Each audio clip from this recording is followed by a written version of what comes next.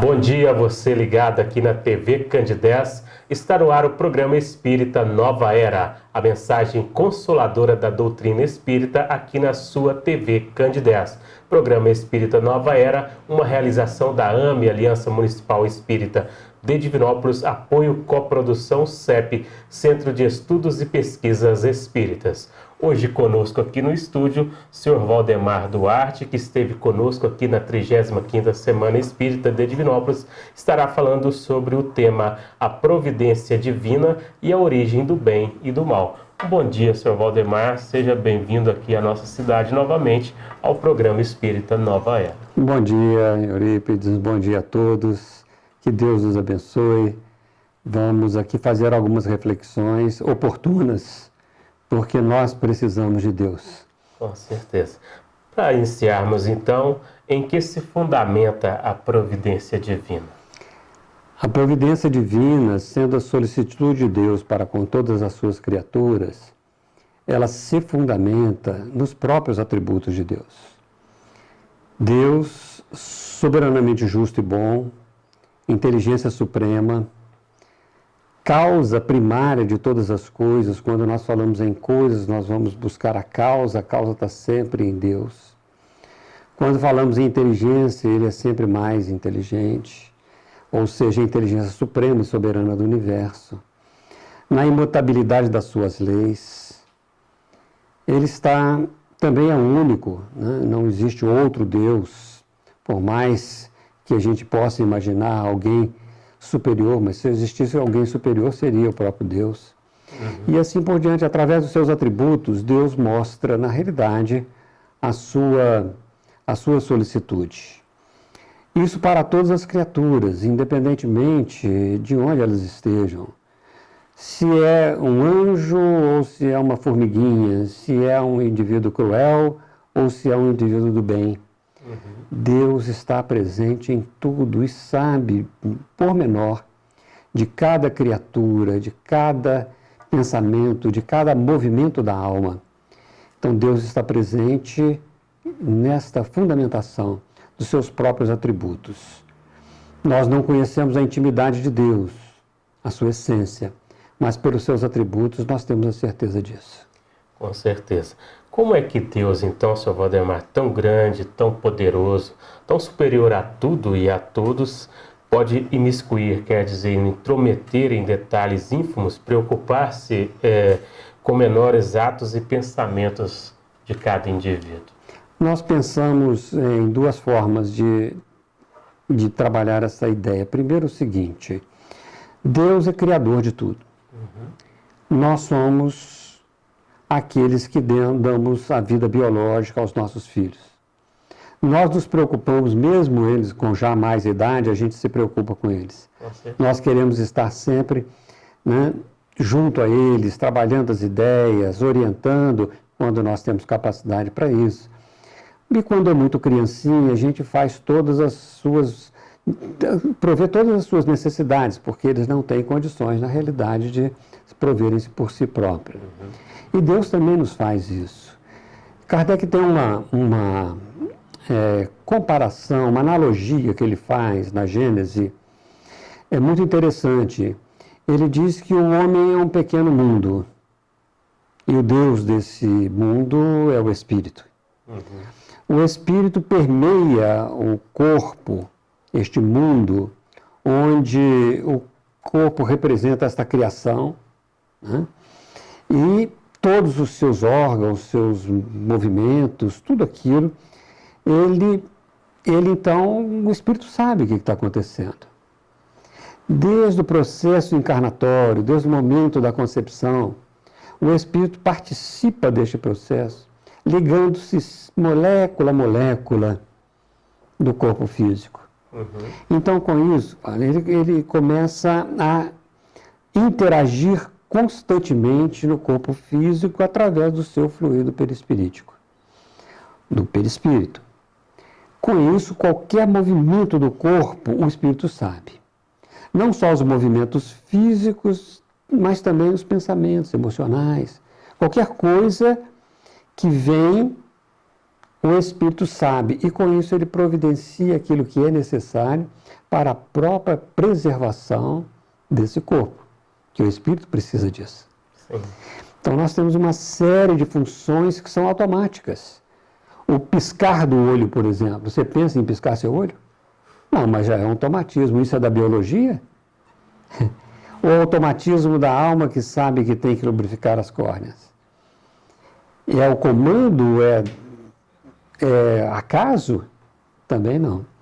Então, todas essas coisas que nos acontecem na nossa biologia, no nosso corpo, acontecem porque o espírito sabe.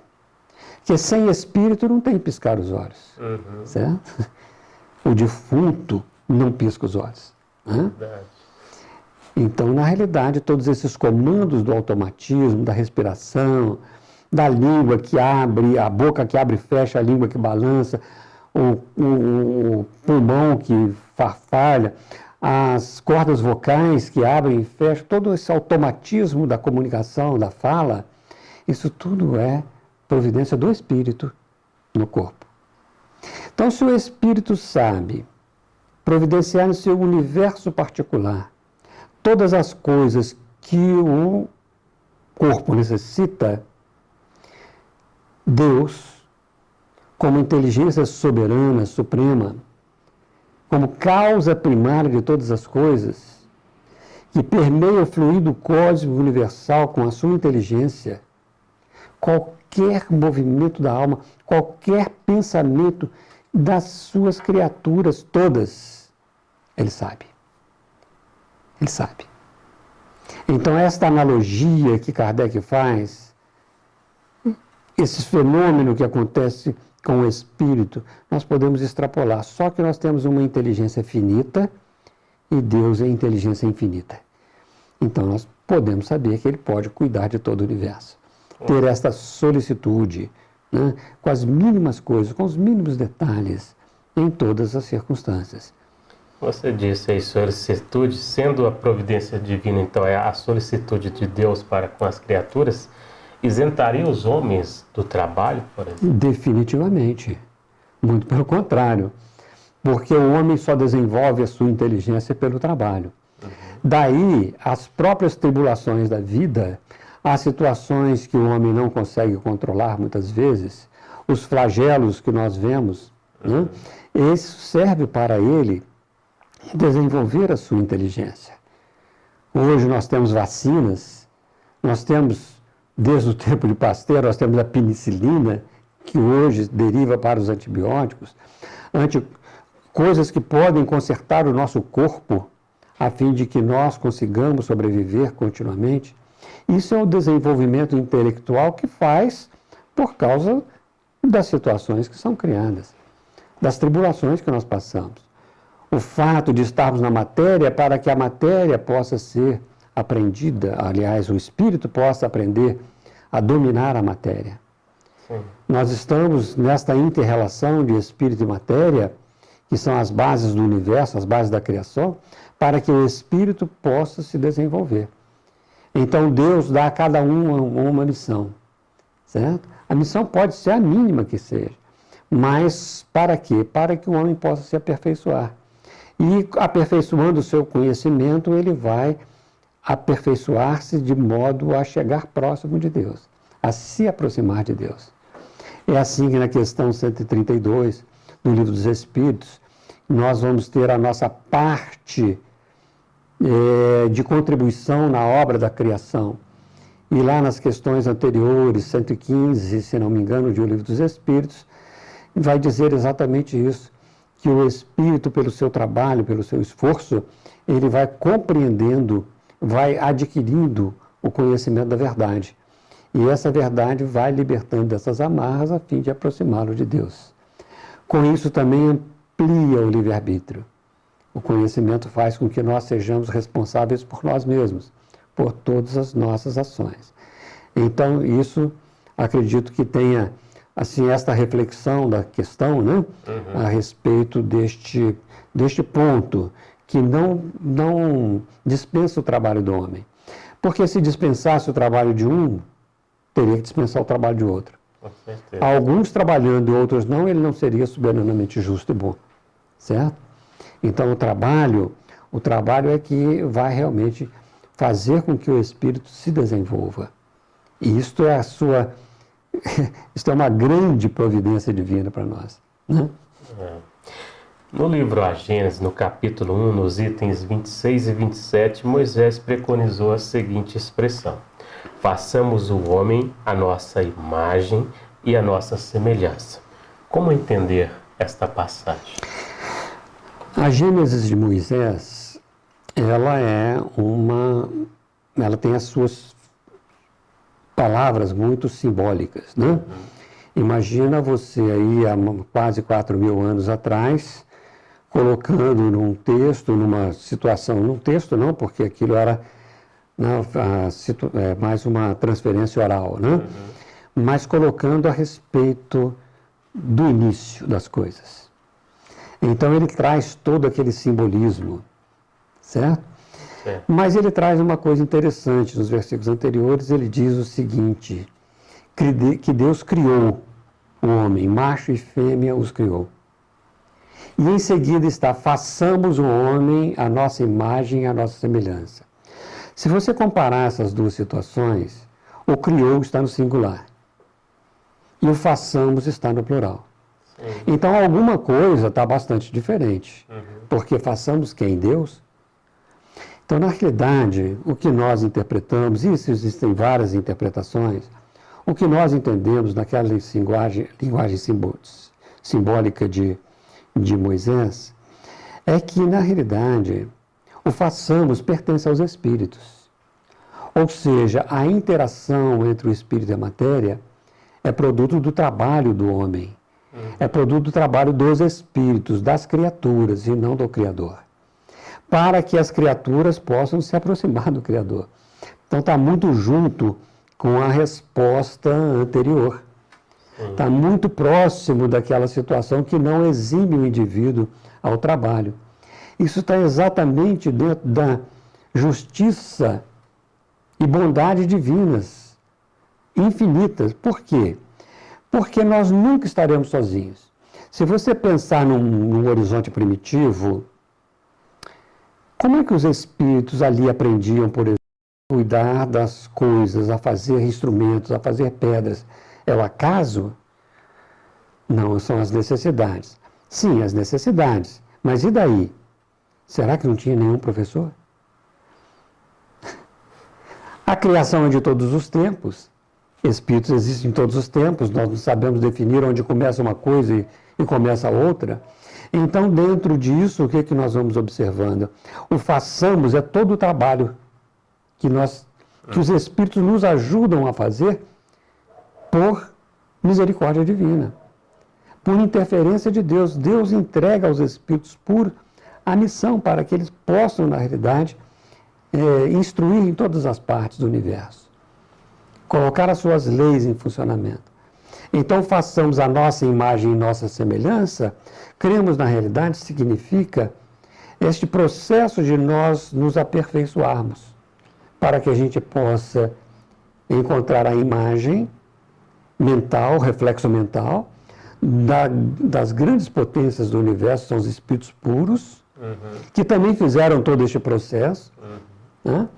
E depois, à medida das nossas necessidades, a semelhança, porque é espírito e não semelhança de imagem.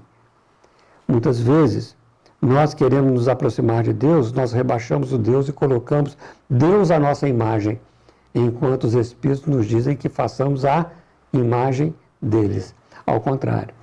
Então, vemos que isso aí vai em várias interpretações, e eu gosto muito desta ideia, sabe, que nos passa a respeito deste trabalho espiritual coordenado pelos espíritos superiores para que, dos primórdios da nossa terra, como nós sabemos que Jesus é o governador espiritual, é o criador da terra, a terra, segundo está na carta de Pedro, Jesus já era conhecido antes da fundação do mundo, então havia, né, todo este processo de trabalho para que nós pudéssemos então aproveitar aquilo que Ele nos trouxe desde os primórdios, para que nós possamos seguir este modelo que Deus mandou à Terra para nos servir de guia, né? Certeza. Então, Jesus representa para mim esse façamos, certo? Certo. Se a providência divina é a solicitude de Deus para com as criaturas, por que então de tantas misérias, fome, dores, sofrimentos sobre a terra? Pois é, nós refletimos, né, sobre o mal. Existem dois tipos de males, né? Aquele mal que é aparente, em que nós não temos governança sobre eles, que não é um mal que o homem produz, mas é um mal que, por exemplo, na nossa visão, vem a respeito das tribulações, das complicações. Por exemplo, como a tsunami, que é um terremoto no fundo do mar, não é isso? Por causa de movimentos de placas tectônicas. Quem causa isso? Nas condições naturais. Dessas causas naturais surgem muitos flagelos, certo? Esses flagelos são aqueles que o homem não tem como controlar o acontecimento deles, mas ele desenvolve a inteligência do ser. Porque a partir daí, quantos benefícios nós já tivemos, quantos males foram evitados nesse sentido dos flagelos, foram evitados a partir de detetores sismológicos e métodos de comunicação para que as comunidades pudessem se afastar dessas situações complicadas. Vamos ver os vírus. Nossa, a gente está passando mal, é vírus, é não sei o quê, é flagelo daqui, é flagelo... Isso tudo serve para quê? Serve para o homem desenvolver a sua inteligência para o bem. E esse desenvolvimento da inteligência para o bem faz com que ele se aprimore. Então, esses flagelos nós não podemos controlar. Mas os que nós podemos controlar é aqueles que estão dentro de nós. Então, o que é mal aparente não é mal. Certo? Situações da natureza que nós vamos a trabalhar e controlar esse tipo de coisa. Mas o problema está mais internamente. Então, o mal não está na suprema justiça e bondade de Deus, mas ele faz parte dos projetos divinos, porque Deus nos deu o livre-arbítrio. A nossa capacidade de agir no bem ou no mal. Nos deu a inteligência, esse processo de desenvolvimento da inteligência, a fim de que a gente aprenda a discernir entre o bem e o mal. Uma vez que nós temos esta regra moral de discernir entre o bem e o mal, isso é lei. A lei divina gravada na consciência, nós vamos escolher uma coisa ou outra. Então o mal não está de fora, não está nas coisas. O mal está no indivíduo. E que ele mesmo causa a sua infelicidade. Então, quando nós vamos estudar as paixões, né, os princípios das paixões é bom, certo? O princípio da paixão é bom porque começa do instinto de conservação. E isso é lei divina. Mas o princípio das paixões, nós podemos, então, exacerbar as paixões, fazer com que elas, na realidade, sejam em excesso. O excesso das paixões é que está o mal. Vamos dar um exemplo aqui, um exemplo. Né? O medo é uma paixão, certo? Mas o medo, ele nos dá uma coisa interessante, que é do instinto de conservação. Então, o medo de determinadas situações faz com que a gente se prepare para enfrentar o medo. O problema é quando o medo é em excesso. Quando o medo é em excesso, ele é uma paixão que se desvirtuou. Nesse desvirtuamento da paixão, então nós temos aí o mal. Ele passa a ser pânico, ele passa a ser depressão, ele passa a ser uma série de coisas que fazem o indivíduo adoecer, inclusive. Então, está no excesso. Kardec tem na questão 907, 908 dos Livros dos Espíritos, dizendo que a paixão é como corcel. Corcel é um cavalo puro sangue, que se não for dominada, certo? Ela pode causar muitos estragos, certo? Então as paixões existem, mas porém nós deixamos o excesso. Então orgulho, egoísmo, certo? Isso tudo faz parte da conservação, por incrível que pareça. Orgulho, egoísmo, vaidade, né? Agora ciúme. Então são paixões que nós deixamos incluir na alma. Então não é Deus que cria isso, é o livre-arbítrio do homem que faz com que essas coisas aconteçam. Muito bem. Nós estamos no ar aqui na TV Candidez, o programa Espírita Nova Era, hoje recebendo aqui o nosso amigo palestrante de Belo Horizonte, Valdemar Duarte. Valdemar, em que se fundamenta a justiça divina e como ela se manifesta? Por que sinais podemos perceber? A justiça divina ela se fundamenta na própria criação. Deus criou os espíritos simples e ignorantes, todos iguais, com as mesmas potencialidades. Não criou uns tendentes para o bem e outros tendentes para os maus. Ele criou os simples e ignorantes, com o fito de cada um fazer seu processo evolutivo, trabalhar as suas próprias inteligências e aprimoramento do senso moral, o desenvolvimento do senso moral. Então, se fundamenta principalmente nisso, nesta equidade da oportunidade para outros. A justiça divina também se baseia na misericórdia divina. Nós achamos muitas vezes que a misericórdia divina é aquela coisa melosa de Deus. Não, é a oportunidade. A misericórdia, ela está ligada à oportunidade que Deus nos dá, todos nós, para que sejamos um dia perfeitos. E esta oportunidade é dada a todos, por causa das reencarnações. E nós vamos medindo isso com tranquilidade através disso. Então, a justiça divina, ela se fundamenta basicamente na soberana, né, inteligência de Deus, mas a igualdade para todas as criaturas. Não há privilégio na criação. Você poderia explicar a seguinte expressão: de que Deus é imanente e transcendente a tudo e a todas as criaturas? Pois é, essas expressões vêm da filosofia, né? Desde Platão essas coisas já são discutidas, o que é transcendência, o que é imanência, e isso é intrínseco ao ser, a imanência é intrínseca ao ser, a transcendência é aquilo que transcende do ser. Kant vai estudar isso, Spinoza vai ter seu modelo de explicação dessas coisas todas, mas isso até hoje não tem nada resolvido, né? Santo Agostinho trabalhou essa situação também, essa transcendência. O Espiritismo não fala nada disso, certo? O Espiritismo nos fala desses atributos divinos. E como nós não temos, como está na questão 10 do Livro dos Espíritos, nós não temos um sentido para entender a natureza íntima de Deus, o que vai acontecer conosco? Nós não vamos poder saber se isso é intrínseco ou é extrínseco, se é interno ou se é externo, esta própria inteligência suprema. Então, nós ficamos somente, né, trabalhando nos seus atributos, que já é uma grande coisa, dá muita dor de cabeça, no bom sentido, tá certo? Para que a gente possa entender esta realidade divina. Muito bem.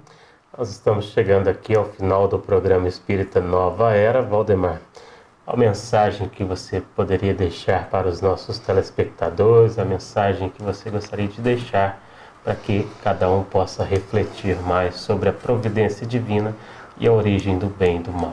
Confiemos em Deus. Confiemos integralmente em Deus. Não é essa confiança que vai nos dar a preguiça de trabalhar, mas uma confiança em que nós não estamos nunca à matroca. Nós estamos sob a sua supervisão. Nós estamos interligados diretamente com a divindade.